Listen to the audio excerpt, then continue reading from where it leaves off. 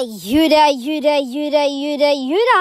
Donnie Pangilinan, inaming napakasaya daw niya pagkasama niya si Bel Mariano, ang kanyang girlfriend.